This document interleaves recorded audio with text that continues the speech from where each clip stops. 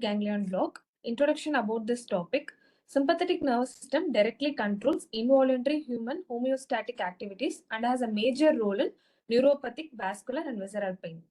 Sympathetically maintained pain occurs in variety of vascular pathologies such as occlusive arterial disease, diabetes, venous ulceration, and neuropathic conditions such as CRPS, post-hepatic neuralgia, and after peripheral nerve lesion. Then about the anatomy of stellate ganglion. Stellate ganglion is a sympathetic ganglion which is present on either side of the root of the neck.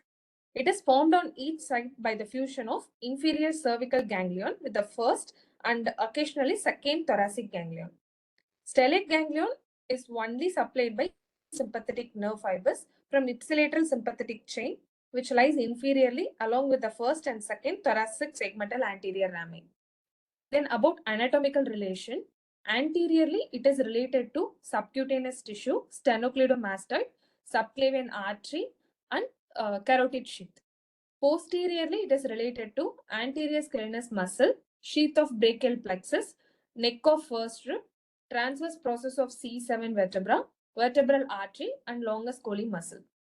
Laterally, it is related to superior intercostal artery and vein, ventral rami of first thoracic nerve. Medially, it is related to prevertebral fascia, vertebral body of C7, esophagus, and thoracic duct. Inferiorly, it is related to pleural dome over lung apex. Then indications of stellate ganglion blockade for chronic pain conditions such as CRPS 1 and 2, herpes zoster affecting face and neck, refractory chest pain or angina, phantom limb pain. In vascular disorder of upper limb such as Raynaud's phenomenon, obliterative vascular disease, vasospasm, scleroderma, and trauma. Then contraindications of stellate ganglion blockade, history of recent MI, coagulopathy, glaucoma, pre-existing contralateral phrenic nerve palsy. Then about the techniques. First one is landmark guided, which is also known as anterior approach of Leriche. Patient in supine position with a slight neck extension, head is turned towards opposite side. Needle is inserted between trachea and carotid sheath at the level of cricoid cartilage and Chesekness tubercle to avoid any potential injury to pleura. Sternocleidomastoid and carotid artery are pushed laterally while simultaneously palpating Chesekness tubercle. Skin and subcutaneous tissue are pressed firmly onto the tubercle. Needle is directed medially and inferiorly towards the body of C6 to hit it and withdrawn by 1 to 2 mm to rest outside the longus colli muscle. Then fluoroscopy assisted.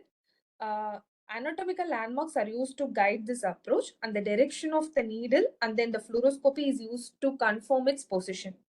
Radio-opaque contrast is injected and the spread is visualized using anteroposterior and lateral views.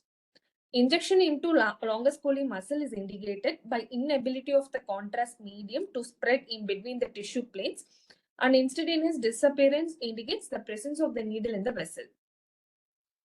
Then about CT guided method, patient in supine position with the chin turned away from the injection site, the head of first rib, adjacent vertebral artery, and the veins are identified, and 25 gauge spinal needle is directed on the head of first rib and close to the vertebral artery as possible. Then about ultrasound guided technique. Patient in supine position with the slight extension of the neck. After cleaning and draping the site, transducer is placed on the neck at the level of C6 to enable cross-sectional visualization of anatomical structure at this level. Carotid artery, IJV, thyroid, trachea, root of C6, transverse process of C6 identified. Transducer is then gently pressed between carotid artery and trachea. Using an in-plane approach, 25 gauge long bevel needle is inserted paratracheally towards the middle of the longus colli muscle.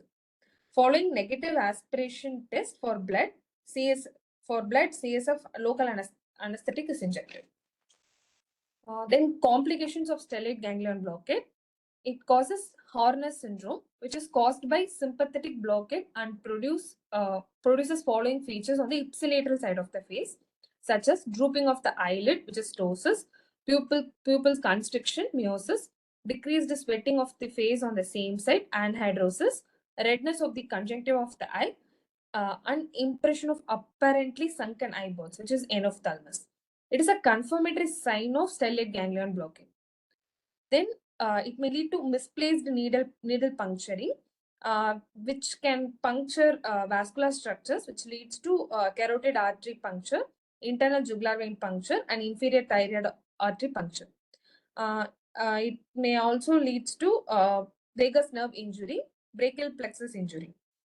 Then others, pulmonary injury can occur, pneumothorax can occur, chylothorax, and esophageal perforation can occur. Then inadvertent spread of local anesthetics. It causes intravascular injection into carotid artery, vertebral artery, and IJV or inferior thyroid artery.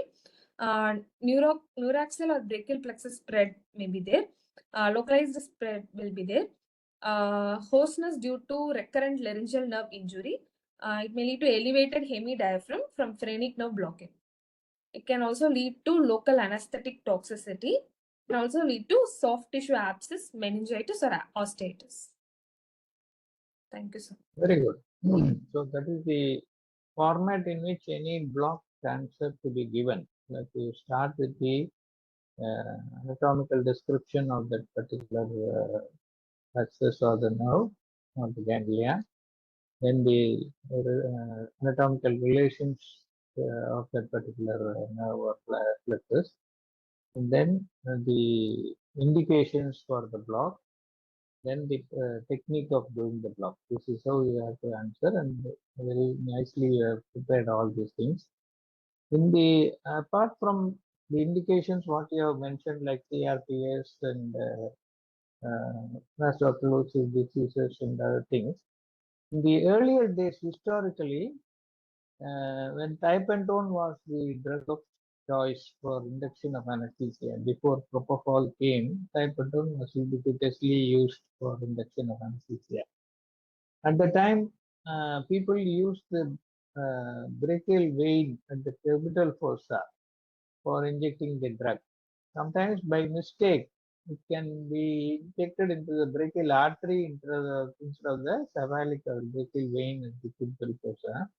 So intra-arterial injection of the tipentone. What is the pH of tipentone? Do you have any idea? Yes, it's alkaline.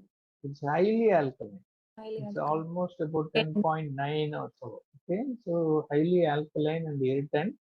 So intra-arterial injection used to cause severe vasospasm and ischemia of the distal hand. So one of the indications in those days for relieving that vasospasm is stellate ganglion. So the complication was treated by stellate ganglion block. Nowadays, because tipentone is almost become obsolete and nobody uses that.